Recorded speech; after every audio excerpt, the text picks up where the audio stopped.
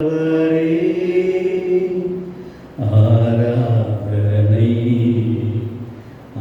ஆராதனை செயல்களிலே வல்லவரே ஆராதனை ஆராதனை செயல்களிலே வல்லவரே ஆராதனை ஆராதனை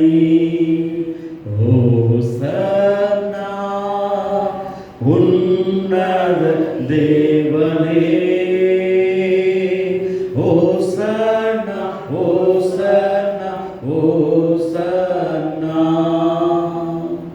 உங்கள் அன்பு தகப்பனே, உங்கள் பிள்ளைகள் ஆகிய எங்களோடு கூட திறந்த மனதோடு கூட எங்களோடு கூட பேசுகிறார்கள். தகப்பன் வீட்டுமாய் நல்ல நாமத்தில் சாழ்த்துகிறோம். நல்ல தந்தாவே ஆமென். ஹல்லேலூயா. சந்தோஷமாக இருக்கிறவர்கள் அல்லேலூயா என்று சொல்லுவோம். அதாவது கோயம்புத்தூர் மேற்கு மண்டலத்திலே சொல்வார்கள். நம்ம இது ரெக்கார்ட் ஆகிட்டு இருக்கா? மேற்கு மண்டலத்தில் சொன்னாங்க, கடுகு சிறுத்தாலும் காரம் எண்ணிக்கையில் நம்ம குறைந்தவர்களாக இருந்தாலும் கூட நம்முடைய எண்ணங்களிலே தேவனுக்காய் நாம் பற்றுகிற விசுவாசத்தில் நாம் நம்முடைய எல்லா காரியங்களும் எப்படிப்பட்டதாக இருக்கணுங்க? பலம் பொருந்தியதாக இருக்க வேண்டும். அல்லேலூயா. எப்படிப்பட்டதாக இருக்கணும்? பலம் பொருந்தியதாய் இருக்க வேண்டும். கர்த்தருடைய நல்ல நாமத்துக்கு மகிமை உண்டாவதாக.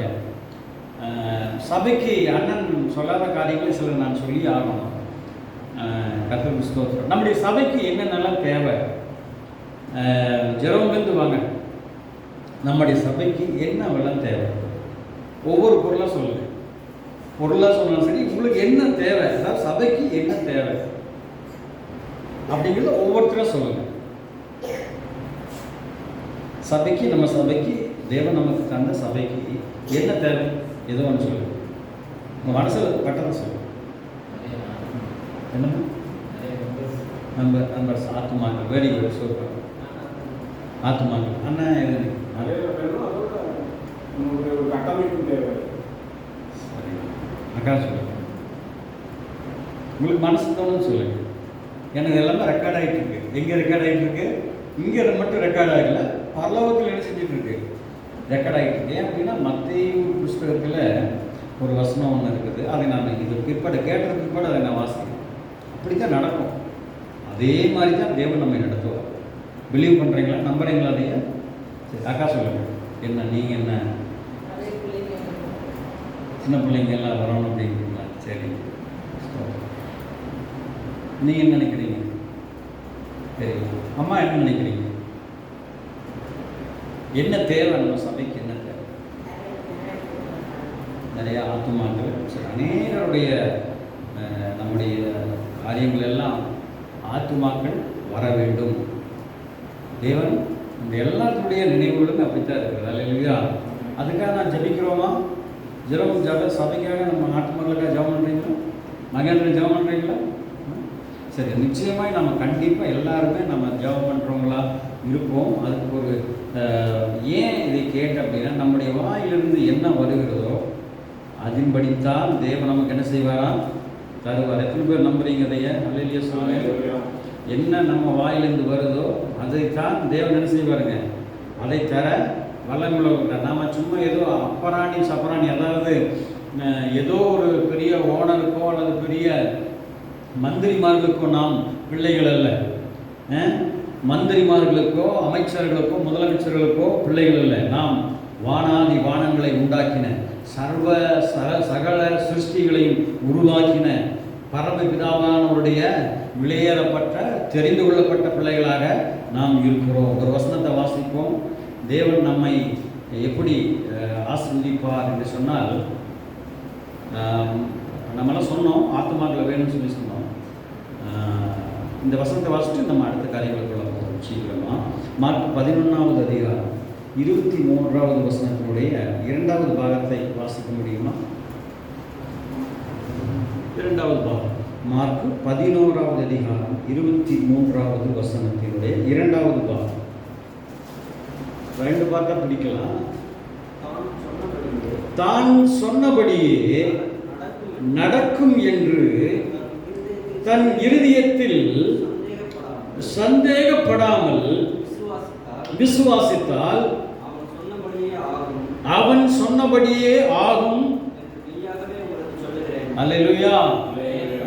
டவுட் இல்லாம ஆண்டவரே எங்களுக்கு தாங்க, ஆத்துமாக்களை தாங்க, எங்களுக்கு இப்படிப்பட்ட காரியங்களை செய்யுங்க அப்படின்னு சொல்லி நாம சந்தேகப்படாமல் விசுவாசித்தால் அப்பொழுது இவங்களெல்லாம் என்ன செய்யும்? சொன்னபடி, அவன் சொன்னபடியே நடக்கும். சொல்லுங்க எல்லாரும், அவன் சொன்னபடியே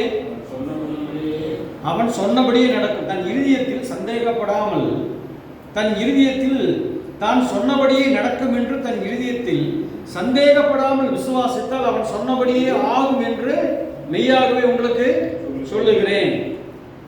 இன்னொரு வசனத்தை வாசிப்போமே. என்ன வசனம் அப்படின்னா, மத்தேயு 18வது அதிகாரம் 19வது வசனத்துடைய 2வது பாகம். மத்தேயு 18வது வசனத்துடைய 18ஆம் அதிகாரம் 19வது வசனத்துடைய 2வது பாகம். பரலோகத்தில் இருக்கிற என் பிதாவினால் அது அவர்களுக்கு உண்டாகும் என்று. இது யார் சொன்னா? ஆண்டவராகிய இயேசு கிறிஸ்துவாகிய தகப்பன் நமக்கு சொன்னார். அப்போ ஒவ்வொருத்தரும் நம்ம மனசுல நினைக்கிறது எல்லாத்தையும் தேவன் என்ன செய்வார்? ஒரு நாள் கண்டிப்பா நம்ம சபைக்கு தருவார். சந்தோஷமா அல்லேலூயா சொல்லுங்க. அல்லேலூயா. அவங்க வர்றதுக்கு முன்னால் ஒரு 500 பேர் வர்றதுக்கு முன்னால் நாம் எப்படி இருக்கணுங்க? செம்மையா இருக்கணும். பாட்டுலையும் சரி, ஜபத்திலையும் சரி, பரிசுத்த ஆவியானவருடைய கழிவுறுதலையும் சரி, மியூசிக்லையும் சரி, எல்லாத்துலேயும் எப்படிப்பட்டவங்களா இருக்கணும்? அப்படிப்பட்ட ஒரு நல்ல ஒரு உற்சாகமுள்ள இதயமாக இருக்கணும். கர்த்தருடைய நாமத்துக்கு ஸ்தோத்திரம். இப்படி ஒவ்வொன்றா வேணும்னு சொல்லி சொன்னீங்க. முதலாவது நான் ஒன்று வேணும்னு சொல்லிட்டு அதுக்காக நீங்கள் ஜெபம் பண்ணிப்பீங்க. ஆத்துமாக்கள் வேணும். ரெண்டாவது இங்கே அண்ணன் நின்று பிரசங்கம் பண்ணுறதுனால இங்கே என்ன செய்யணும்? நமக்கு ஒரு ஃபேன் வேணும். என்ன வேணும்? இங்கே ஒரு பெட்டஸ்டல் ஃபேன் ஒன்று வேணும். சரிங்களா? ரெண்டாவது சீலிங் போடணும். மூணாவது இந்த பிளாஸ்டிக் சேரெல்லாம் நம்ம சபையில் என்ன செய்யக்கூடாது, இருக்க கூடாது. எல்லாமே கொஞ்சம் ஹை கிளாஸாக போடணும். இதுக்கு எல்லாத்துக்கும் நம்ம என்ன செய்யணும்? வேறு ஒன்றுமே செய்ய வேண்டியதில்லை. ஆண்டவர்கிட்ட முழு மனதோடு சந்தேகப்படாமல் விசுவாசித்து கேட்கணும். ஆண்டவரே உங்களுக்கெல்லாம் தாங்க, ஆண்டவரே இப்படி இருக்கணும் அப்படின்னு சொல்லிட்டு நாம் ஜெபிக்கிறவர்களாக இருக்கணும். விசேஷமாக அண்ணனுக்காக நாம் ஜெபிக்கணும். கர்த்தருடைய நாமத்திற்கு மகிமை உண்டாவதாக. காரணம் என்ன அப்படின்னா, தேவனுடைய ஊழியத்திற்கு செய்கிறவர்களுக்கு தான் டெஸ்டிங் அதிகம். நம்ம வந்துட்டு போகிறவங்களுக்கு டெஸ்டிங் குறைவு தான். என்ன செய்வார் பிரசங்கம் பண்ணுறவங்களுக்கு தான் ரொம்ப டெஸ்டிங் அதிகம். அதனால் அண்ணன் அவர்களுக்காக நாம் ஜெபம் பண்ணுவோம். கர்த்தர் அவர்களை வல்லமையாக கர்த்தர் பயன்படுத்துவார்கள். இந்த நாளிலும் நம் தேவனுடைய செய்திக்குள்ளாக நாம் கடந்து போக போகிறோம்.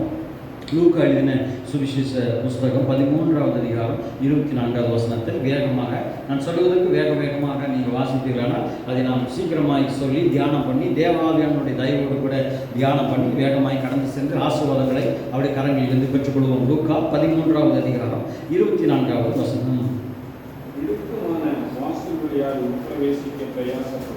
இடுக்கமான வாசல் வழியாய் உட்பிரவேசிக்க பிரயாசப்படுங்கள். அல்லேலூயா சொல்லுங்க. அல்லேலூயா. இடுக்கமான வாசல் அப்படின்றது பல நம்ம தமிழ்நாட்டு பிரசங்கங்களுக்கு வியாக்கியானத்துக்கு அளவே இல்லை. ஏதாவது ஒரு வசனம் சொன்னா அதுக்கு 100 வியாக்கியானம் சொல்லுவாங்க. நல்லது. ஆனால் இடுக்கமான வாசல் என்னது என்று சொன்னால் என்ன என்று சொன்னால், ஜபம் என்கிற வாசல் கொஞ்சம் கிரிட்டிக்கலான ஒரு காரியமாய் காணப்படுகிறது. நம்முடைய வாழ்க்கையில பாருங்க, தேவனாகிய கர்த்தர் இந்த பூமியிலே ஊழியம் செய்து கொண்டிருந்த நாட்களிலே தன்னுடைய சீசர்களை அழைத்து போய் என்ன செய்கிறாருங்க? பின்னால நம்ம அதை பார்க்க போறோம். சீசர்களை அழைத்து போகிறார். ஜெபம் பண்ணு சொன்னா அவங்களால என்ன செய்யல முடியல. இன்னைக்கு நம்ம ஜெபம் பண்ண முடிகிறதா அப்படின்னா என்ன செய்யறது இல்லை. ஜெபம் பண்ண முடியுதுங்களா? அக்கா ஜெபம் பண்ண முடியுதுங்களா? ரொம்ப டயர்டா இருக்கு. ஜெபம் பண்ணணும் அப்படின்னாவே கைகள் முட்டி வலிய ஆரம்பிச்சிருது. கைகள் வலிக்குது. கொஞ்சம் நேரம் படுத்து தூங்கலாம் இருக்குது. பாருங்க, இப்பவே கொஞ்சம் அரை மணி நேரம் அமைதியாக இருந்தாலும் நம்ம எல்லாருமே தூங்கிடுவோம். எதுவுமே பேசலினா கூட நம்ம என்ன செஞ்சிருவோம் அரை மணி நேரத்தில். இது இயல்பு. ஆனால் இன்னைக்கு பர்டிகுலரா இடுக்கமான வாசல் என்பது என்ன அப்படின்னா, உட்பிரவேசிக்க பிரயாசப்படுங்கள்னா தேவன் எனக்கு கொடுத்த ஒரு உணர்வு, எனக்கு கொடுத்த ஒரு வசனம் என்பதாக நான் நினைத்து ஆண்டுடைய தயவோடு கூட, ஆண்டுடைய கிருபையோடு கூட இந்த வார்த்தைகளை உங்கள் மத்தியில் பகிர்ந்து கொள்ள, தேவாலயனுடைய துணையோடு கூட உங்கள் மத்தியில் பகிர்ந்து கொள்ள விரும்புகிறேன். என்ன அப்படின்னா, கூட்டமாக ஜெபிக்கும் போது நாம் ஜெபம் இடுக்கமான வாசல் என்பது என்ன அப்படின்னா, உங்களை எக்ஸ்பிளைன் பண்ணிடுறேன். கூட்டமாக ஜெபிக்கும் போது சத்தமாக என்ன செய்வோம், அழகாக ஜெபம் பண்ணுவோம், நல்லா வரும், பாட்டு வரும், அது வரும், இது வரும், அழகாக பண்ணி முடிச்சோம். ஆனால் தனி ஜெபம் பண்ணி இருக்கிறோமா? தனி ஜெபம் என்பது பண்ணியிருக்கிறோமா அப்படின்னா கொஞ்சம் கஷ்டம்தான். தனி ஜெபம் 1 மணி நேரம் பண்ண முடியுமா? அதான் சொன்னார் ஆண்டவராகிய தேவன், இயேசு கிறிஸ்துவாகிய தகப்பன் சொன்னார், நீங்கள் 1 மணி நேரமாக அதை என்ன செய்யக்கூடாது, விழித்திருந்து ஜெபம் பண்ணக்கூடாதா அப்படின்னு சொன்னார். அல்லையா சொல்லுங்கள். நாம் எங்கெங்கெல்லாம் தூங்குவோம் சொல்லுங்கள், எங்கெங்கெல்லாம் தூங்குவோம் சொல்லுவாங்க. சர்ச்சுக்கு வந்தால் நல்லா தூக்கம் வரும். அதாவது திருமணத்தில் போனால் தூக்கமே வராதுங்க. ஹல்லேலூயா. ஏன் காரணம் என்ன அப்படின்னா, அங்கே முடிச்சோன்னா என்ன செய்வாங்க, அங்கே பிரியாணி, அதாவது உணவுப் பொருள் எல்லாம் என்ன செஞ்சுட்டு இருக்கோம், ரெடியாக இருக்குது. எப்படா சாப்பிடலாம் அப்படின்ற ஒரு மைண்டில் இருந்துகிட்டே இருக்கிறனால என்ன வராது, தூக்கம். ஆனால் பஸ்ஸில் போகும்போது நல்லா தூக்கம் வரும். எல்லா விஷயத்தை காட்டிலும் சர்ச்சுக்கு வரும்போது அழகாக தூங்கி எழுந்திரிக்கிறதுக்கு ஒரு வாய்ப்பு தேவன் நம்மளுக்கு அழகாக கொடுத்துருக்கிறார். அல்லையா சொல்லுங்கள். அல்லேலூயா. அதனால் தூங்காமல் நம்ம வசனத்தை கேட்க ரொம்ப கவனம் உடையவர்களாக இருக்க வேண்டும். அல்லையா சொல்லுங்கள். இந்த இடுக்கமான வாசல் என்பது பாருங்க, நம்மளுக்கு முன்னால் சொன்னபடிதான் குழுவாக ஜெபிக்கும் போது ஜெபித்து விடுவோம், நன்றாக ஜெபம் பண்ணுவோம், சத்தமாக ஜெபம் பண்ணுவோம். ஆனால் தேவனாய கர்த்தர் விரும்புகிற இடுக்கமான வாசல் என்பது தனி ஜெபத்தை இந்த நாளிலே நமக்கு தேவன் அதை அறிவுறுத்த விரும்புகிறார். நாம் தனி ஜெபத்திலே வளர வேண்டும் என்று சொல்லி தேவன் விரும்புகிறார். அல்லேலூயா சொல்லுங்க. லூக்கா 13:24 சொல்லப்பட்ட இடுக்கமான வாசல் என்பது தனி ஜெபமா இருக்கிறது. பல வியாக்கியானங்கள் இருந்த போதிலும் தேவன் நமக்கு கொடுத்த இந்த நாளிலே தேவன் நமக்கு கொடுத்த வாக்கியங்கள், வார்த்தைகள், இடுக்கமான வாசல் என்பது தனி ஜெபம். பாருங்க, தனி ஜெபம் 1 நாள்ல பண்ணுவோம், 2 நாள்ல பண்ணுவோம், 3ஆவது நாள் என்ன செய்ய முடியாது, பண்ண முடியாது. ரொம்ப கஷ்டம்தான். ஆனாலும் என்ன செய்யுங்க, தேவன் தைரியமாய் ஒரு வார்த்தையை சொல்லுகிறார். லூக்கா 13:24 நல்ல தெளிவாய் அதை வாசிக்கும் பொழுது அறிந்து கொள்ள முடிகிறது. இடுக்கமான வாசல் வழியாய் உட்பிரவேசிக்க என்ன பண்ணுங்க, ட்ரை பண்ணுங்க. அல்லேலூயா சொல்லுங்க. சொல்லுங்க, எல்லாம் ட்ரை பண்ணுங்க, சத்தமா சொல்லுங்க, முயற்சி பண்ணுங்க. அல்லேலூயா சொல்லுங்க. நல்ல ஒரு கவனம் கேட்பேன். நான் உங்களுக்கு இப்படி சொன்னால், நான் இங்கிருந்து ஒரு பெந்தையோஸ்தே சபைக்கு நான் போயிருந்தேன். எனக்கு ஜெபிக்க வராது, சரிங்களா? ஆரம்ப நாளில் ஜெபிக்கலாம் வராது. ஜெபத்தை பற்றி எனக்கு எதுவுமே ஒன்றுமே தெரியாது. எப்படி ஜெபம் பண்ணணும் அப்படின்னா, இப்படி ஜெபம் பண்ணக்கூடாது. சுகத்தை பார்த்து என்ன பண்ணணும், ஜெபம் பண்ணணும். சுகத்தை பார்த்து என்ன செய்யணும், சொல்கிற வரைக்கும் ஜெபம் பண்ணணுங்க. சொல்கிற வரைக்கும் ஜெபம் பண்ணணும்னு சொல்லிட்டு பாஸ்டர் சொல்லிட்டார். எனக்கு ஜெபிக்க வராது. எல்லாருமே பரிசுத்தாவில் நிறைந்து அந்நிய பாஷைகளெல்லாம் பேசிக்கொண்டு பயங்கரமாக ஜெபம் பண்ணுறாங்க. எனக்கு ஜெபிக்க தெரியாது. ஏன்னா நான் உபயனூர்லேருந்து சென்றதுனால எந்த விதமான ஒரு ஜெப அனுபவம் எனக்கு கிடையாது. ஏன்னா அந்த அனுபவத்தில் நான் வாழவும் இல்லை. நான் போய் நின்று கொஞ்ச நேரம் தான் நமக்கு வழக்கம் போல வர்றதானே, என்னதுங்க தம்பி சொல்கிறாங்க. கொஞ்ச நேரம் அப்படியே இருந்துட்டு பார்த்தேன், பரிசுத்தாவில் நனைஞ்செல்லாம் ஜெபம் பண்ணாங்க. எனக்கு டக்குன்னு என்ன வந்துருச்சுங்க, ஜெபம் வரல, தூக்கம் வந்துச்சு. நல்லா தூங்கிட்டேன். எங்கே செவத்திலேயே அப்படியே சாஞ்சு தலையை வச்சு நல்லா அந்த சுகத்தில் நல்லா வச்சு இப்படி தலையை இப்படி சாய்ச்சி வச்சு என்ன செஞ்சிட்டேன், நல்லா பயங்கர தூக்கம். அந்த ஜெபம் வந்து 1 hour ஜெபங்களாமா. எனக்கு அது தெரியல. 1 hour முடிச்சு அந்த 1 hour முடியக்குள்ள ஒரு 2 நாள் ரத்தம் ரத்தம் ரத்தம் ரத்தம் ரத்தம் ரத்தம்னு சொல்லி என் பக்கத்தில் கடவுள் சத்தம் போட்டார். ரத்தம் காட்டி எனக்கு அப்போ தான் முடிப்பாயிடுச்சு.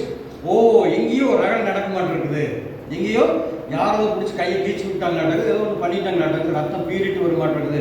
ரத்தம் சொல்லி மக்கள் இருக்கிறவங்க சொன்னங்காட்டி நான் அந்த ரத்தம் கேட்கும்போது எனக்கு தூக்கத்தில் கலக்கத்தில் ஏதோ பிரச்சனை நடந்துருச்சு அப்படின்னு சொல்லி கண்ணு திறக்கலாம் பார்த்து இப்படி இயேசு கிறிஸ்துவின் ரத்தம், இயேசு கிறிஸ்துவின் ரத்தம், இயேசு கிறிஸ்துவின் ரத்தம், இயேசு கிறிஸ்துவின் ரத்தம்னு சொல்லிட்டு இருக்கிறார். ஆமீன்.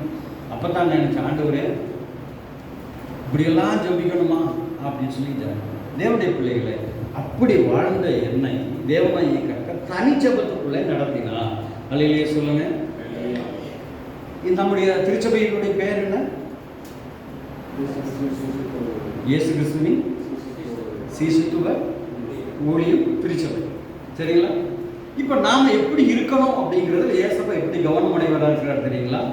பாருங்க, சீசர்களை அழைத்த பொழுது மார்க்கு 3ஆம் அதிகாரம் 14-15 நாம் வாசிக்கிறோம்.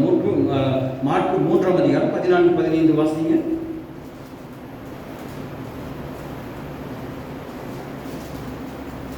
அப்பொழுது அவர் 12 பேரை தெரிந்து கொண்டு அவர்கள் தம்மோடு கூட இருக்கவும். போதுங்க. இப்போ சீசர்களை தெரிந்து கொண்ட பொழுது சீசர்கள் என்ன செய்ய வேண்டும் என்று சொல்லி விரும்புகிறார்? தம்மோடு கூட இருக்க. எல்லாம் சொல்லுங்க, தம்மோடு கூட இருக்க. அல்லேலூயா சொல்லுங்க. அல்லேலூயா. கரங்களை வைத்து அல்லேலூயா. அதுதான் அப்படி நம்ம நார்மலான பெந்தேகோஸ்தே சபையில இப்படி உட்கார முடியாதுங்க. அல்லேலூயா சொல்லுங்க. அல்லேலூயா. கொஞ்சம் எந்திரிக்கிறதும் உட்கார்றதும் அல்லேலூயா சொல்றதும், கைகளை கொண்டு வந்தவர்கள் கைகளை உயர்த்தி அல்லேலூயா சொல்லுவோம், தூங்குகிறவர்கள் அல்லேலூயா சொல்லுவோம், தூங்காதவர்கள் அல்லேலூயா சொல்லுவோம், அப்படிலாம் சொல்லுவாங்க. காரணம் என்னன்னா மக்கள் என்ன செய்யறாங்க? அவ்வளவு ஜபத்துல வல்லமையோடு கூட இருக்கிறார்கள். இங்க பாருங்க, சீசர்களுக்குரிய ஒரு காரியம், சீசத்துவ திருச்சபையில வாழ்கிற சீசர்களாய் நான் வாழ வேண்டும் என்று சொல்லி விரும்புகிற ஒவ்வொரு மனிதனுக்குள்ளாகவும் ஒவ்வொரு தேவனுடைய பிள்ளைகளுக்குள்ளாகவும் இருக்க வேண்டிய அடிஸ்தான காரியம் என்னவென்றால், தம்மோடு கூட இருக்கவும். சீசர்களை தெரிந்து கொண்ட தேவன் சொல்லுகிறார், அவர்கள் தம்மோடு கூட இருக்க விரும்புகிறார். அல்லேலூயா சொல்லுங்க. இதனுடைய அர்த்தம் பர்சனல் பிரேயர் பண்ணணும். எத்தனை பேர் பர்சனல் பிரேயர் பண்றீங்க? அதாவது ஃபேமிலி பிரேயர் பண்ணுவோம். 16 மணி நேரம் உபவாச ஜெபம், 12 மணி நேரம் துதி ஆராதனை, 16 மணி நேரம் குடும்ப பெருவிழா, 3 நாள் பெருவிழா, ஒரு நாள் உபவாச ஜெபம், ஒரு நாள் துதி இரவு ஜெபம், ஒரு நாள் முழு இரவு ஜெபம். எல்லா ஜெபத்திலும் வந்து வருவோம்.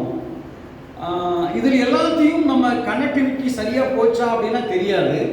ஆனால் தனி ஜெபம் யாரும் தனி ஜெபம் பண்றீங்க? அதனால தான் கேட்குறேன். தனி ஜெபம் பண்றீங்க? தனி ஜெபம் பண்றவங்களுக்கு தெரியும் என்னுடைய கனெக்டிவிட்டி எப்படி கனெக்ஷன் ஆகிருக்குன்னு சொல்லி நல்லா தெரிந்திருக்க முடியும். அல்லேலூயா சொல்லுங்க.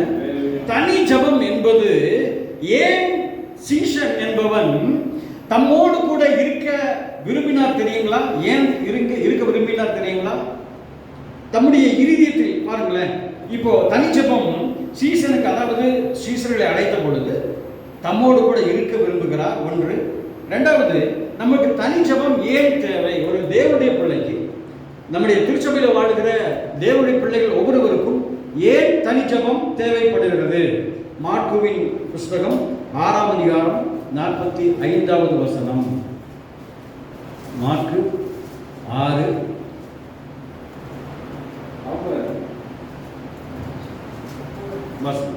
ஜனங்களை அனுப்பி விடுகையில் நம்முடைய சீஷர்கள் படகுகளின் அக்கறையில் இஸ்ராயேலுக்கு எதிராக அவன் முன்னே போகக்கூடிய அவர்களை துரிதப்படுத்தினார். அவர் ஜனங்களை அனுப்பிவிட்ட பின்பு ஜெபம் பண்ணும்படி ஒளிவமலையின் மேல் ஏறினார். 47வது வசனம். சாயங்காலமான போது படகு நடுக்கடலில் இருந்தது. அவரோ கரையிலே தனிமையாக இருந்தார். அல்லேலூயா சொல்லுங்க. கரையிலே தனிமையாக இருந்தாருன்னா அப்படியே கடல் அப்படியே வேடிக்கைப்பட்டு இருப்பாங்க. கடல் எல்லாம் எப்படி அழகா வருது சார்! கடல் தண்ணி பாரு எவ்வளோ அழகா நீளமா இருக்குது. ஆனால் கடலுக்கடியில் எவ்வளோ மீன்கள் இருக்குதுன்னு சொல்லிட்டு அவர் என்ன செய்யல? வேடிக்கை. தனிமையாக இருந்தான்னு என்ன அர்த்தம்? எவ்வளோ தண்ணி இருக்குது பாருங்க, எவ்வளோ அழகா இருக்குது. இந்த ஏரியை போல, இந்த கடலை போல அழகானது வேற எதுவும் இல்லைன்னு சொல்லிட்டு ஆண்டவர் பார்த்து ரசிக்கவெல்லாம் இல்லை. தனிமையாக இருந்தார்னா தனி ஜபத்தில் இருந்தார். அல்லேலூயா சொல்லுங்க. ஒரு தேவனுடைய பிள்ளைக்கு, அதாவது சீசத்துவ ஊழியங்களிலே சீசத்துவ திருச்சபையில் இருக்கிற ஒவ்வொரு தேவனுடைய பிள்ளையையும் தேவன் இப்படியாக இருக்க விரும்புகிறார். எப்படி என்றால், அந்த நம்முடைய தேவனாகிய கர்த்தர் ஊழியம் செய்த நாட்களிலே அவர்கள் எல்லாத்தையும் அனுப்பி விட்டுட்டு சாயங்காலம் ஆன போது படகு நடுக்கடலில் இருந்தது. அவரோ கரையிலே தனிமையா இருந்தார். எப்பொழுதெல்லாம் நீங்கள் வாசிக்கும் பொழுது, எப்பொழுதெல்லாம் நீங்கள் தனிமை தனிமை தனிமை தனிமை என்ற வாக்கியங்கள் வருகிறதோ அங்கு எல்லாம் ஜெபம் ஜெபம், தனி ஜெபம் தனி ஜெபம் தனி ஜெபம் என்கிற காரியங்களை நீங்கள் அங்கே அழகாக பார்க்க முடிகிறது. தேவ பிள்ளைகளே, குழுவாய் ஜெபிக்கிறது ஒருவேளை ஒரு ஜெபமாக இருக்கலாம், குடும்பமாய் ஜெபிக்கிற ஜெபம் ஒருவேளை ஜெபமாக இருக்கலாம். ஆனால் தேவனாகிய கர்த்தர் ஒரு சீசன் என்பவன் தனி ஜபத்தில் வளர வேண்டும் என்று சொல்லி விரும்புகிறார். கரங்களை ஹல்லேலூயா, ஹல்லேலூயா. தனி ஜபத்தில் வளரும் பொழுது, செப்பரேட் பிரேயர்ல தனி ஜபத்தில் ஒரு சீசன் என்பவன் வளர வேண்டும் என்று சொல்லி விரும்புகிறார். தேவனுடைய பிள்ளைகளே, தேவகுமாரனுக்கு பாருங்க, அகில உலகத்தையும் படைத்த பிதாவாகிய தேவனுடைய மடியிலே செல்ல பிள்ளையாய் வீற்றிருந்த தேவனாகிய கர்த்தர் இந்த பூமியில வந்த பொழுது எப்படி தனித்து தனித்து தனித்து ஜெபித்தாரோ, அதே போல எப்படி ஒரு தேவகுமாரனாக வந்த பொழுதும் ஜெபம் ஒரு முன்மாதிரி, ஜெபம் ஒரு தேவனுடைய பிள்ளைக்கு வேண்டும். தனி ஜெபம் ஒரு தேவனுடைய பிள்ளையுடைய வாழ்க்கையை எப்படி மாற்றி அமைக்கும் என்ற ஒரு கருத்துடையவராக இருந்து நமக்கு ஒரு முன்மாதிரியான ஒரு தனி ஜெபம் உள்ள தேவ ஆண்டவராகிய கிறிஸ்துவாக வாழ்ந்தார். அல்லேலூயா சொல்லுங்க. புரியுதுங்களா உங்களுக்கு சொல்றது? அல்லேலூயா. அவர் ஜெபிக்காம போட்டுட்டு இருக்கலாம். ஏன் பிதா வல்லவருங்க, என் பிதா சொன்னா அப்படி செய்வாருங்க அப்படி சொல்லி ஜெபிக்காம கூட விட்டுருக்கலாம். ஆனால் ஏசப்பாவுடைய வாழ்க்கையில பார்க்கும் பொழுது அவர் தனிமையாக இருந்தார், தனித்திருந்தார். தனித்து வந்து தனின்னு சொல்லிட்டு எந்த வசனங்களை நீங்கள் பார்க்கிறீர்களோ அதற்கு பின்பதாக ஜெபம் அங்கே அடங்கி இருக்கும். பாருங்கள் தேவனுடைய பிள்ளைகளை, தேவகுமாரனாக வந்த பொழுதும் கூட அவருக்கு ஜெபம் தேவைப்பட்டது. மனிதர்களாக இருக்கிறோம், நம்முடைய வாழ்க்கையில எவ்வளவு தனி ஜெபம் தேவையாக இருக்குது என்பதை நாம் இந்த நாட்களிலே, இந்த வேளையிலே தேவன் நம்மை நினைவூட்ட விரும்புகிறார். அல்லேலூயா சொல்லுங்க. ஆகவே தனி ஜெபம் என்பது ஒரு தேவனுடைய பிள்ளைக்கு மிகவும் மிகவும் முக்கியமானதாக காணப்படுகிறது. மார்க்குவின் புஸ்தகம் 4ஆம் அதிகாரம் 34வது வசனத்திலே வாசிக்கிறோம். மார்க்கு 4ஆம் அதிகாரம் 34வது வசனம். அவர்களுக்கு ஒன்றும் சொல்லவில்லை. அவர் தன்னுடைய சீஷரோடு தனித்திருக்கும் போது அவர்களுக்கு எல்லாவற்றையும் விவரித்து சொன்னார். ஃபர்ஸ்ட் நம்பர் 1, தனி ஜெபம் ஒரு தேவனுடைய பிள்ளைக்கு ஏன் தேவை? தேவனாகிய கர்த்தரே தேவகுமாரனாக இறங்கி வந்த பொழுது அவருக்கே தனி ஜெபம் தேவைப்படுமானால், ஒரு சீஷத்துவ திருச்சபையில் வாழ்கிற கர்த்தருடைய பிள்ளைகளுக்கு தனி ஜெபம் தேவைப்படுகிறது. இரண்டாவது, நாம் பாருங்க, மார்க்குவின் 4:34 வாசித்த நாம் கேட்டபடியாகவே நாம் அங்க வாசிக்கிறோம். உவமைகளினாலே அன்றி அவர்களுக்கு ஒன்றும் சொல்லவில்லை. அவர் தம்முடைய சீஷரோடு கூட தனித்திருக்கும் போது அவர்களுக்கு எல்லாவற்றையும் விவரித்து சொன்னார். தேவனுடைய பிள்ளைகளே, தனிச்சபம் நமக்கு ஏன் தேவை என்றால், சில ரகசியங்களை பாருங்க, அவர் தம்முடைய சீஷரோடு கூட தனித்திருக்கும் போது அவர்களுக்கு எல்லாவற்றையும் விவரித்து சொன்னார். அல்லேலூயா சொல்லுங்க. ஜனங்களோடு கூட பேசும் பொழுது ஓமைகளாக பேசுகிறார். ராஜ்யத்தின் புத்திரர் அப்படி கடுகு அப்படி எல்லாம் சொல்லிட்டு தனித்து இருக்கும் போது, அதாவது பர்சனலி அவரோடு கூட நாம் நெருங்கி இருக்கும் பொழுது எல்லா ரகசியங்களையும் கற்றுத்தருகிற தேவனாய் இருக்கிறார். ஆகவே நமக்கு தனி ஜெபம் அதிகமாய் தேவைப்படுகிறதா இருக்கிறது. அல்லேலூயா, அல்லேலூயா. பொது ஜனங்களோடு கூட பேசும் பொழுது எக்ஸாம்பிளுக்காக உதாரணங்களை சொல்லி பேசுகிறார். அதுவே சீசர்களுக்கு பேசும் பொழுது அவர்கள் எல்லாவற்றையும் விவரித்து பேசுகிறதை நாம் பார்க்க முடியும் தேவனுடைய பிள்ளைகளே. ஆகவே தனிஜெபம் நம்முடைய வாழ்க்கையிலே மிகவும் இன்றியமையாததாக இருக்கிறது. அதே மார்க்குவின் புஸ்தகம் 4ஆவது அதிகாரம் 10-11வது வசனங்களை நாம் வாசிக்க முடிகிறது. 10-11வது வசனங்கள். அவர் தனித்திருக்கிற போது பன்னிருவரோடு கூட அவரை சூழ்ந்திருந்தவர்கள் இந்த ஊமையை குறித்து அவரிடத்தில் கேட்டார்கள். அதற்கு அவர், தேவனுடைய ராஜ்யத்தின் ரகசியத்தை அறியும்படிக்கு உங்களுக்கு அருளப்பட்டது புறம்பே இருக்கிறவர்களுக்கோ இவைகள் எல்லாம் உங்களுக்கு உவமைகளாக சொல்லப்படுகிறது. புறம்பே இருக்கிறவர்களுக்கு உபதேசம் பண்ணுகிற பொழுது பொது ஜனங்களுக்கு உவமைகளாக சம்பவங்களாக சொன்ன தேவனாகிய கர்த்தர் தனித்து இருக்கும் பொழுது ஒரு தேவனுடைய பிள்ளை தனித்து ஜெபிப்பானால் தேவனுடைய ரகசியத்திற்கான தேவனுடைய ராஜ்யத்தின் ரகசியங்களை அறிந்து கொள்வதற்கு தனிச்சபம் ஒரு தேவனுடைய பிள்ளைக்கு தேவையா இருக்கிறது. ஹல்லேலூயா சொல்லுங்களேன். ஹல்லேலூயா, ஹல்லேலூயா. கர்த்தருடைய நாமம் மகிமைப்படுவதாக. எவ்வளவு மகத்துவமான தனிச்சபத்திலே நாம் வளர வேண்டும் என்பதாக தேவன் நமக்கு அக்கறை எடுத்து நம்மோடு கூட பேசிக் கொண்டு வருகிறார். மத்தேயு 17ஆம் அதிகாரம் 21வது வசனத்தை வாசியுங்கள். ஏன் தனிச்சபம் தேவை? மத்தேயு 17ஆம் அதிகாரம் 21வது வசனம்.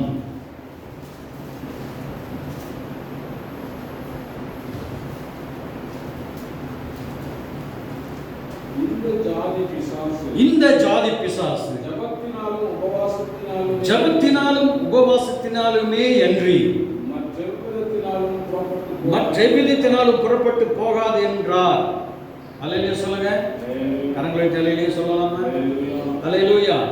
இங்க பாருங்க, அப்பொழுது சீசர்கள் இயேசுவினிடத்தில் தனித்து வந்து அதை துரத்திவிட எங்களால் ஏன்ப்பா கூடலை, ஏன் ஆண்டவரே கூடலை அப்படின்னு சொல்லும் பொழுது அவர் சொல்லுகிறவங்க அவிசுவாசத்தினால்தான். அப்படி அவங்க பிரச்சனை என்ன பிரச்சனை அப்படின்னு சொல்லிட்டு நமக்கு தெரியும், அந்த வசனம் தெரியும்.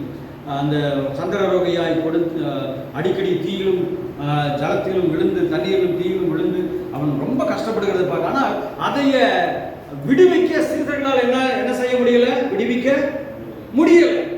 ஆனால் சீசர்கள் வந்து கேட்குறாங்க, ஆண்டவரே இது எப்படி ஏன் என்னால் துரத்தி விடாமல் போயிற்று என்று சொன்ன பொழுது 21வது வசனத்தில் தான் தேவனாகிய கர்த்தர் சொல்லுகிறார், இந்த சாதி பிசாசு ஜெபத்தினாலும் உபவாசத்தினாலுமே அன்றி மற்ற விதத்தினாலும் புறப்பட்டு போகாது. அல்லேலூயா சொல்லுங்க. அல்லேலூயா, அல்லேலூயா. ஒரு குறிப்பிட்ட பர்டிகுலரான பிரச்சனைகள் ஜெபத்தினால தான் போகும். அல்லேலூயா சொல்லுங்க. வெரி ஸ்பெஷலி, அதாவது ரொம்பவும் தனிச்சிறப்பாய் சொல்வேன். ஆனால் நம்முடைய தனிச்சபத்தில் தான் அநேக பிரச்சனைகளை வெளியேற்ற முடியும். நம்புறீங்களா அதைய? நம்புறீங்களா அதைய? அல்லேலூயா. நம்ம எவ்வளவுக்கு எவ்வளவு தனி ஜெபத்தில் வளர்றோமோ, எவ்வளவுக்கு எவ்வளவு தேவனோடு கூட பேசி அவருடைய அன்பில் அவருடைய வல்லமையில் நாம் வளர்கிறோமோ, அந்த அளவுக்கு தான் ஒரு சில இல்லை, பல பிரச்சனைகளிலிருந்து பல தீய கிரிகளிலிருந்து நாம் அதை புறப்பட்டு போக செய்ய முடியும் கூடிய வல்லமை புரிந்தது தான் நம்முடைய தேவன் நமக்கு கொடுத்திருக்கிற தனிச்செபம் என்கிற ஆயுதம். கர்த்தருடைய நாமம் மகிமைப்படுவதாக. பாருங்க, தனிச்செபத்தினுடைய காரியங்களை விவரித்து சொல்வேனால் ஆண்டவருடைய தயவோடு கூட இன்னொரு வசனத்தை வாசிக்கலாம். மத்தேயு 17, அதே 17ஆம் அதிகாரம் 1வது 2வது வசனத்தில் நாம் வாசிக்கிறோம். வாசிங்க. மத்தேயு 17 1 2. 6 நாளைக்கு பின்பு இயேசு பேதுருவையும் யாக்கோபையும் அவனுடைய சகோதரனாகிய யோவானையும் கூட்டிக் கொண்டு தனித்திருக்கும்படி உயர்ந்த மலையின் மேல் போய் அவர்களுக்கு முன்பாக மறுரூபமானார். அவர் முகம் சூரியனைப் போல பிரகாசித்தது, அவர் வஸ்திரம் வெளிச்சத்தைப் போல வெண்மையாயிற்று. அல்லேலூயா சொல்லுங்க. சத்தமா அல்லேலூயா சொல்லுங்க. அல்லேலூயா. இங்க பாருங்க, தனி ஜெபம் என்ன செய்கிறது அப்படின்னு சொல்லி பார்த்தோம்னா, அவர்களுக்கு முன்பாக மறுரூபமானார். தேவனுடைய பிள்ளைகளை இது ஸ்பிரிச்சுவலாகவும் நடக்கும், சரீர பிரகாரமாகவும் நடக்கும். நம்ம தனி ஜெபத்தில் இருந்தோமானால் ஸ்பிரிச்சுவல் ஆவிக்குரிய விதத்திலும் மறுரூபமாக முடியும், சரீர பிரகாரமாகவும் நம்முடைய வாழ்க்கையில பெரிய மறுரூபத்தை தேவன் கொண்டு வந்து தருவார். அல்லேலூயா சொல்லுங்க. மறுரூபம் ஒன்று, தனி ஜெபத்திலே மறுரூபம்.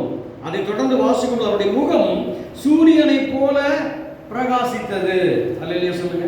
நாங்கள் ஒரு முறை கள்ளிமந்தயம் பகுதிக்கு நாங்கள் போயிருந்தோம். அப்புறம் அந்த பாஸ்டர் சொன்னார், இங்கே ஒரு சகோதரர் வருவார், தேவ செய்தி அளிக்கும்படியாக வருவார், நீங்கள் அப்படி வந்தார்னா நீங்கள் பிக்கப் பண்ணிட்டு வாங்கன்னு மட்டும் சொல்லிட்டார். என்னோடு கூட ஒரு சகோதரன் போயிருந்தார். அவர் வர்றதுக்கு கிட்டத்தட்ட 1 மணி நேரம் ஆயிடுச்சு. பஸ்ஸில் எத்தனையோ பேர் வர்றாங்க, பஸ்ஸில் எத்தனையோ பேர் இறங்குறாங்க. ஆனால் இந்த சகோதரன் கரெக்டாக அந்த வந்த அந்த, அதாவது பேர் தெரியாது, ஃபோன் நம்பர்லாம் எதுவும் இல்லை, இந்த பஸ்ஸில் வருவார்னு சொல்லி இந்த பஸ்ஸில் நின்றுருக்கிறார். போன உடனே கை பிடிச்சி பிரதர் நீங்களா அப்படின்னு சொல்லி கேட்டிருக்கிறார். எப்படி கண்டுபிடிச்சாரு?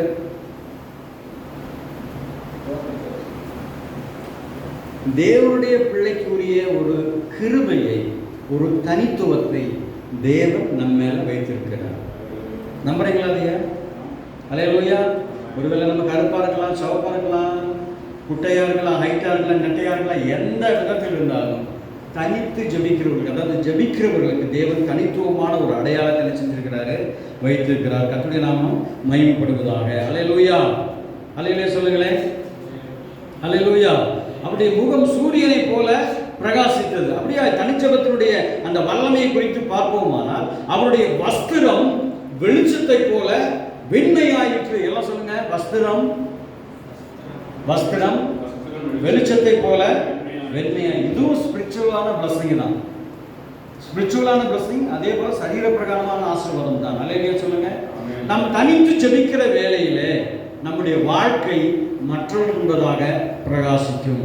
இதைத்தான் தேவனாகிய கர்த்தர் சொன்னார், நீங்கள் உலகத்திற்கு வெளிச்சமாய் இருக்கிறீர்கள் என்று சொல்லி தேவனாகிய கர்த்தர் சொன்னார். கர்த்தரை நாம் மகிமைப்படுவதாக. ஆதியாகமத்தின் புஸ்தகம் 5வது அதிகாரம் 22வது வசனத்தை வாசிங்களேன். ஆதியாகமம் 5வது அதிகாரம் 22வது வசனம்.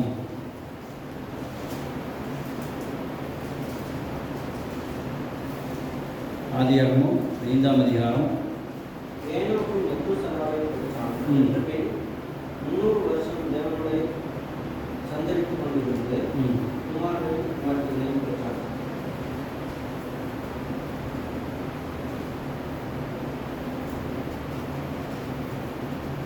23வது வசனம்.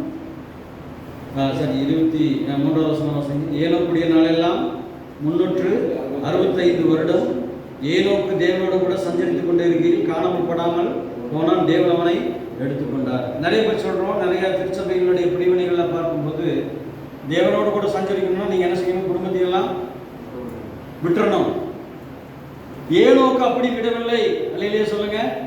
குடும்பத்தை விட்டுரு, எல்லாத்தையும் விட்டுரு, நீ எப்படி செய், ஒரு குறிப்பிட்ட ஒரு பாரம்பரியத்தை நோக்கி பயணித்துக் கொண்டு போய்கொண்டே இருன்னு சொல்லிட்டெல்லாம் சொல்லல. ஏனோக்குடைய நாளெல்லாம் 365 வருடம். அவனுடைய ஏனோக்கு மெதுசலாவை பெற்ற பின் 300 வருஷம். எல்லாம் சொல்லுங்க, 300 வருஷம். 30 நிமிஷம் ஜெபிக்கிறீங்க, நம்ம என்ன செய்யறோம்? முக்குன்னு முக்கிறோம் அப்படின்னு அப்படியே தகிக்கிறோம். ஒன்றும் பண்ண முடியல. ஆனால் 300 வருஷம் தேவனோடு கூட சஞ்சரித்துக் கொண்டு, அதுக்கு பின்னால்தான் வசனங்கள்ல கர்த்தருடைய ஆவியானவர் எழுதி வச்சுக்கிறார் பாருங்க. 300 வருஷம் தேவனோடு சஞ்சரித்துக் கொண்டிருந்து என்ன பண்ணாரு? குமாரரையும் குமார்த்தைகளையும் பெற்றார். குடும்ப வாழ்க்கையும் செய்தார். அதனால குடும்ப வாழ்க்கையும் செய்து கொண்டே என்ன செய்யல? தேவனோடு கூட சஞ்சரிக்கிறத மறந்து போகல. அல்லேலூயா சொல்லுங்க. அல்லேலூயா. 24வது வசனத்துல நான் வாசிக்கிறோம். ஏனோக்கு தேவனோடு சஞ்சரித்துக் கொண்டிருக்கையில் காணப்படாமல் போனான், தேவன் அவனை எடுத்துக்கொண்டார். நான் நினைக்கிறேன், நான் விசுவாசிக்கிறேன், தேவனாகிய கர்த்தரிடத்தில் ஏனோக்கு தனி ஜெபத்திலே வளர்ந்து நன்கு வளர்ந்தவராக ஏனோக்கு இருந்திருக்க கூடும். இதை பார்த்து தேவனாகிய கர்த்தராலே சும்மா இருக்க முடியல. அவர் என்ன செய்தார்? எடுத்துக்கொண்டார். அல்லேலூயா சொல்லுங்க.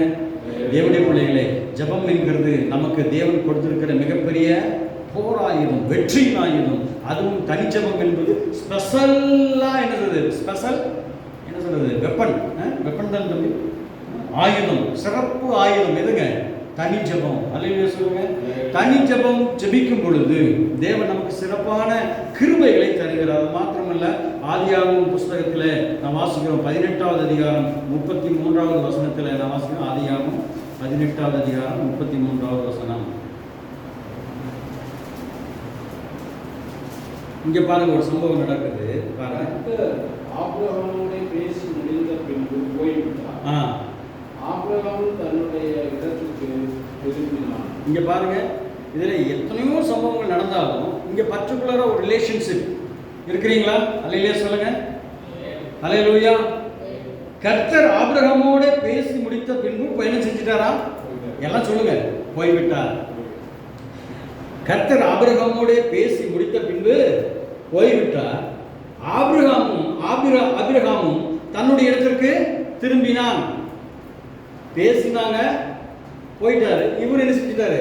வந்துட்டார். இங்க பாருங்க என்ன நடக்குதுன்னு பாருங்க. ஆபிரகாம் சும்மாவால ஆசீர்வதிக்கல. நிறைய பேர் நாம் ஜெபம் பண்றோம், ஆண்டவரே ஆபிரகாமை போல எனக்கு ஆசீர்வாதம் தாங்க, அப்படித்தாங்க இப்படித்தாங்க. சும்மாவால ஆண்டவர் என்ன செய்யல? ஆபிரகாமை ஆசீர்வதிக்கல. அவர் தனித்து ஜெபம் பண்ணார். எப்படி ஜெபம் பண்ணார் பாருங்க. அதைத்தான் நாங்க பாருறோம். கர்த்தர் ஆபிரகாமோட தனித்து 2 பேரும் என்ன செய்றாங்க? பேசினாங்க. தனி ஜெபம். கவனமா கவனிங்க. கர்த்தர் ஆபிரகாமோடு பேசி முடித்த பின்பு போய்விட்டார்.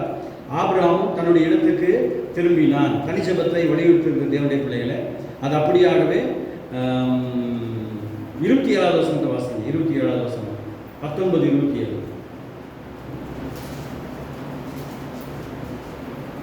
தனி ஜெபத்துல எப்படி ஆபிரகாம் வளர்ந்தார்? விடியற் காலத்தில் ஆபிரகாம் எழுந்து தான் கர்த்தருக்கு முன்பாக நின்ற இடத்திற்கு நல்லா கவனமா கவனிங்க. தான் கர்த்தருக்கு முன்பாக நின்ற இடத்திற்கு, இதுதான் உங்களுக்கு விளங்குதா? அதாவது ஜெபிப்பதற்கான ஒரு தனி இடத்தை என்ன செஞ்சிருக்கிறார்? அவர் என்ன பண்ணியிருக்காரு? அந்த இடத்தை செலக்ட் பண்ணி அங்கதான் தேவனும் அவரோடும் என்ன செஞ்சிருக்கிறாங்க? பேசி இருக்கிறாங்க. அதாவது என்னுடைய தாற்பயமான ஒரு விஷயம் என்னன்னா, தேவனும் ஆபிரகாமும் பின்னி பிணைந்தவர்களாகவே இருந்தபடியினால்தான் எல்லா ஆசீர்வாதங்களையும் தேவன் ஆபிரகாமுக்கு தந்தார். விசுவாசிக்கிறவர்கள் ஆமென் என்று சொல்லுவோம். ஜெபிக்காதவங்களுக்கும் ஜெபிக்கிறவங்களுக்கும் வித்தியாசத்தை உண்டு பண்ணுகிறவர். அல்லேலூயா. இங்கே கொஞ்சம் சற்று ஆழமாய் போவோமானால், தனி ஜெபத்திலே வளர்ந்த ஆபிரகாமை தேவன் பல 100 மடங்கு தேவனாகிய கர்த்தர் ஆசீர்வதித்தார். அல்லேலூயா சொல்லுங்க. அல்லேலூயா, அல்லேலூயா. கர்த்தருடைய நாமம் மகிமைப்படுவதாக. பாருங்க, நல்லா இன்னொரு வசனம் கூட அப்படியே நாம் வாசிப்போம். விடியற் காலத்தில் ஆபிரகாம் எழுந்து தான் கர்த்தருக்கு முன்பாக நின்ற இடத்திற்கு போய், அப்போ தேவனாகிய கர்த்தரை சந்திக்கிற இடத்தை தேடி போய் அந்த இடத்துல நின்று தனித்து ஜெபிக்கிறதை பார்க்க முடிகிறது. ஏன் அப்படி ஜெபித்தார்? ஆதியாகமம் 20ஆம் அதிகாரம் 7வது வசனத்தில் வாசிக்கிறேன். அந்த மனுஷனுடைய மனைவியை அவனிடத்துக்கு அனுப்பிவிடு, அவன் ஒரு தீர்க்கதரிசி, நீ பிழைக்கும்படிக்கு அவன் உனக்காக என்ன செய்வான்? என்ன செய்வான் சொல்லுங்க. வேண்டுதல் என்ன செய்வான்? வேண்டுதல் செய்வான். என்ன செய்வான்? என்ன?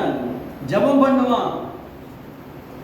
அவன் ஜெபிக்கிறவன். எல்லாம் சொல்லுங்க. ஜெபிக்கிறவன். சொல்லுங்க. ஜெபிக்கிறவன். ஜெபிக்கிறவன் தான் ஜெயிக்கிறவன். அல்லேலூயா சொல்லுங்க. இங்க பாருங்க, நீ பிழைக்கும்படி அவன் உனக்காக வேண்டுதல் செய்வான். அப்போ வேண்டுதல் செய்வான்னு சொல்லிட்டு ஒரு சர்டிபிகேட் கொடுக்கிறார். இவன் ஜெபிக்கிற ஒரு மனிதன் என்கிறதாக சர்டிபிகேட் கொடுக்கிறார். நம்ம இந்த நாளிலே தேவன் எப்படி சர்டிபிகேட் கொடுப்பாரு? ஜெபிக்கிறவனா அல்லது ஜெபிக்காதவனா? ஏதோ இந்த உலகத்தினுடைய ஆசீர்வாதங்களுக்காக நாம் ஜெபிக்காமல் இருப்பது நல்லது. சொல்லுங்க.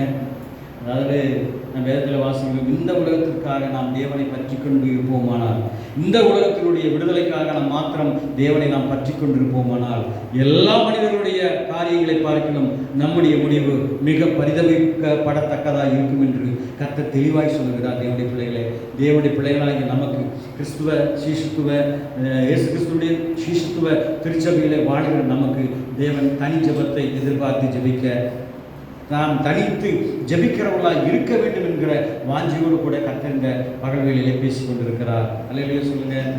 அல்லேலூயா. நீங்கள் தனியாக ஜெபிக்கிறீர்களோ தெரியாது, குழுவாய் ஜெபிக்கிறீர்களோ தெரியாது, 12 மணி நேரம் உபவாசமாக தெரியாது. ஆனால் தனித்து ஜெபித்து விடுங்கள். தேவனாகிய கர்த்தர் நம்மை கொண்டு ஆத்துமாக்களை சந்திக்க அவர் வல்லமையுள்ளவராக இருக்கிறார். அல்லேலூயா சொல்லுங்க. ஜெபிக்கிற ஒரு மனிதனால் பெரிய காரியத்தை செய்ய முடியும். ஆதி பரிசுத்தவான்கள் எல்லாருமே ஜெபித்தவர்களாக இருந்த பொழுது மாத்திரமே அவர்களை தேவன் தம்முடைய வல்லமையினாலே நிரப்பி அநேக ஆத்மாக்களை சம்பாதிக்க தேவன் கிருபை செய்தார். அந்த தேவனாய் கர்த்தர் இன்றும் மாறாதவராய் இருக்கிறார். தனித்து நாம் ஜெபிப்போம், பெரிய காரியங்களை நாம் சாதிப்போம். தேவனுடைய காலத்திலிருந்து நம் கண்களை மூடி அன்றைய சமூகத்தில் நாம் வேண்டுதல் செய்வோமா? ஹல்லேலூயா, ஹல்லேலூயா. தகப்பனே, தனி ஜெபத்தை குறித்து அப்பா ஸ்தோத்திரம், வேதத்தினுடைய காரியங்களை